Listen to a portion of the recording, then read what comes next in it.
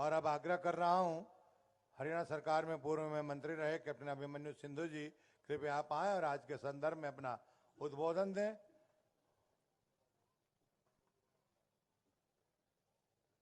संत शिरोमणि श्री सेन जी महाराज की जयंती के इस राज्य स्तरीय समारोह में मुख्य अतिथि हरियाणा प्रदेश के लोकप्रिय, यशस्वी और ईमानदार मुख्यमंत्री श्रीमान मनोहर लाल जी, हमारे डिप्टी स्पीकर आदरणीय रणबीर गंगवा जी और हमारे इस जींद के बहुत ही लोकप्रिय विधायक और आज के मेजबान भाई कृष्ण मिड्डा जी, आज के कार्यक्रम के विशेष रूप से जिन्होंने आयोजन में भूमिका निभाई, मेरे अजीज भाई यशपाल ठाकुर जी, आदरणीय बहन प्रेम लता जी, भाई सुरेश सेन जी और पूर्व में मंत्री रहे भाई कर्णदेव कंबोज जी, पूर्व में विधायक आदरणीय श्री कलीराम जी और सम्मानित मंच और आज के इस कार्यक्रम में विशेष रूप से उपस्थित सेन समाज की सरदारी, मेरे सम्मानित पिता तुल्य बुजुर्गों, पूजा के योग्य मात्र शक्ति, नौजवान साथियों, पत्रकार, छायाकार और कलाकार मित्रों, सबसे पहले तो मैं आज यहाँ पर संत शिरोमणि श्री सेन जी महाराज की जन्म जयंती पर आए हुए माननीय मुख्यमंत्री जी से लेकर के हरियाणा प्रदेश के कोने कोने से जो सभी आए हैं, आप सबका जींद की पावन धरा पर स्वागत करता हूं और आप सबका अभिनंदन करता हूं। माननीय मुख्यमंत्री जी का विशेष रूप से इस बात के लिए आभार व्यक्त करता हूं कि हमारे हरियाणा प्रदेश के 36 बिरादरी के वो पिछड़े समाज के एक एक वर्ग को आपने नई चेतना उसके अंदर पैदा करने का काम किया है, एक नया स्वाभिमान आपने पैदा करने का काम किया है, एक नए आत्मसम्मान के साथ खड़े होकर के सिर उठा करके आपने जीने का एक एहसास आपने दिया है, जो हमारे संत महापुरुष सम्मान और विचार प्रसार योजना के माध्यम से सभी समाजों के महापुरुषों को सरकारी कार्यक्रम के माध्यम से याद करके प्रत्येक समाज के अंदर आपने जागृति लाने का जो काम किया है, मैं इनका आपके किन शब्दों में धन्यवाद व्यक्त करूं, हमारे पास कोई शब्द नहीं है। भाई सुरेश जी ने कहा कि 680 साल में पहली बार ऐसे महान संत को अगर किसी ने याद किया है तो सही मायने में मैं कहता हूं कि हरियाणा प्रदेश में आने वाले समय में पूर्व के मुख्यमंत्रियों को किसी किसी रूप में किसी किसी काम के लिए याद किया जा सकता है, लेकिन आने वाले समय में मनोहर लाल जी को जब कोई याद करेंगे तो वो गरीबों के हमदर्द के तौर पर याद करेंगे, वो गरीबों के मसीहा के तौर पर याद करेंगे, वो गरीब, पिछड़े, दबे, कुचले, शोषित, वंचित, पीड़ित वर्ग के उत्थान करने वाले एक महापुरुष के तौर पर उनको याद किया जाएगा। सही मायनों में जब हम पार्टी के अंदर काम किया करते थे, सन 2014 से पहले मुख्यमंत्री जी जब पार्टी के एक पदाधिकारी के तौर पर कार्य करते थे तो हमें मालूम नहीं था, उनके ऊपर जिम्मेदारी थी, अंत्योदय की जिम्मेदारी थी कि समाज के अंतिम पंक्ति में बैठे हुए जो पीड़ित और शोषित और वंचित वर्ग हैं, उनके कल्याण की योजनाएं बनाने का काम मनोहर लाल जी किया करते थे। परंतु हमने कभी नहीं सोचा था कि जब उनको मौका मिलेगा तो वह ऐसा बड़ा परिवर्तन करके दिखाएंगे कि समाज के अंदर हमारे जो तथाकथित जो पिछड़े थे और दलित थे, शोषित और वंचित थे, वे समाज की अग्रिम पंक्ति में लाने का काम उनको मनोहर लाल जी करने वाले हैं। आपको साधुवाद देता हूं, बहुत बहुत बधाई देता हूं। और सेन समाज की इस विराट स्वरूप को देख करके आज हृदय गदगद और प्रसन्न है। एक महीना पहले मध्य प्रदेश के चुनाव के प्रचार में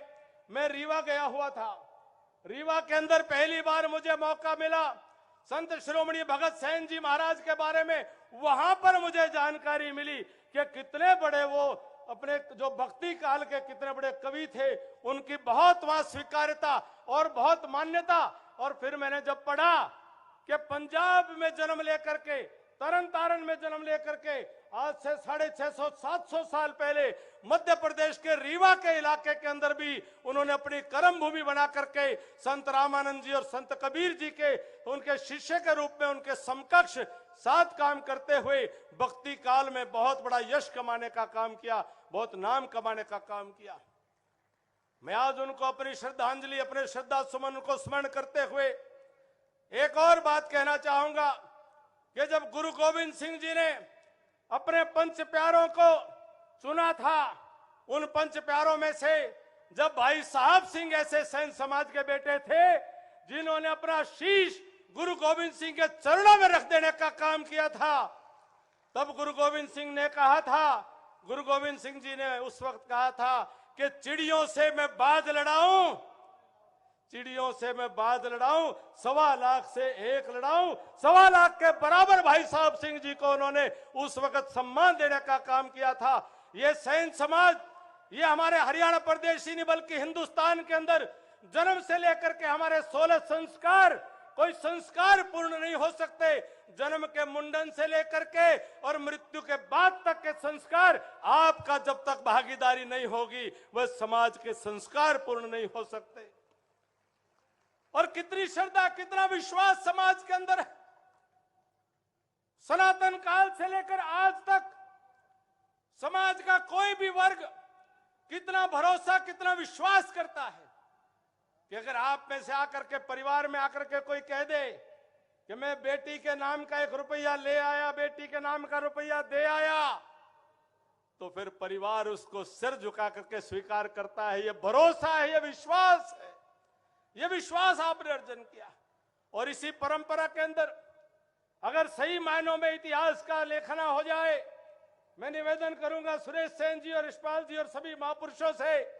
कि इतिहास का सही तरीके से अध्ययन और शोध हो जाए।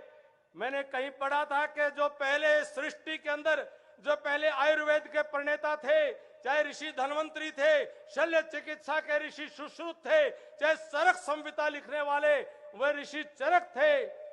उन सभी की भी कहीं न कहीं वो सैन समाज की उत्पत्ति वहां से चली आ रही है, उन ऋषियों से चली आ रही है। और इस हिंदुस्तान की राजनीति में जो पहला लोकनायक,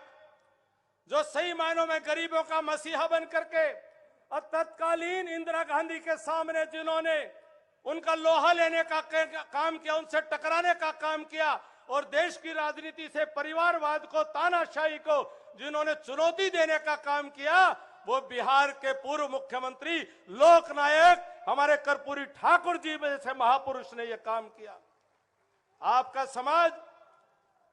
समाज भारत को चेतना देने वाला समाज है। भारत के नेतृत्व करने की क्षमता आज इस समाज के अंदर है कि और हम सबका सौभाग्य है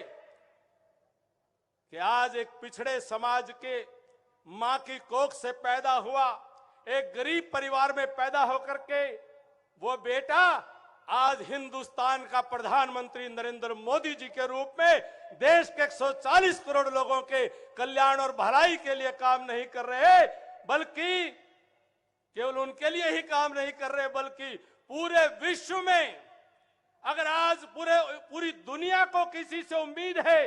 कि रूस और यूक्रेन के बीच की लड़ाई को कोई शांति प्रदान करने की, शांति का किसी प्रकार से दूत बनने की, किसी को भूमिका निभाने की आज उम्मीद किसी से की जा रही है, और वहीं आज इजराइल और फलस्तीन के युद्ध के बीच में भी अगर आज कोई भूमिका निभाने की अपेक्षा किसी से की जा रही है तो वो हिंदुस्तान के पिछड़े परिवार में जन्म लेने वाले नरेंद्र मोदी जी से पूरी दुनिया उम्मीद कर रही है।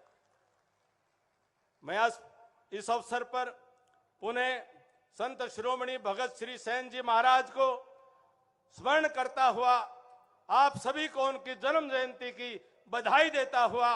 और आज पूरे हरियाणा सरकार के इस आयोजन के लिए माननीय मुख्यमंत्री जी का कोटि कोटि साधुवाद और अभिनंदन करता हुआ अपना स्थान ग्रहण करता हूं। आप सबका बहुत बहुत धन्यवाद। जय हिंद, जय भारत। बोलिए संत महापुरुष संत शिरोमणि श्री सेन जी महाराज की।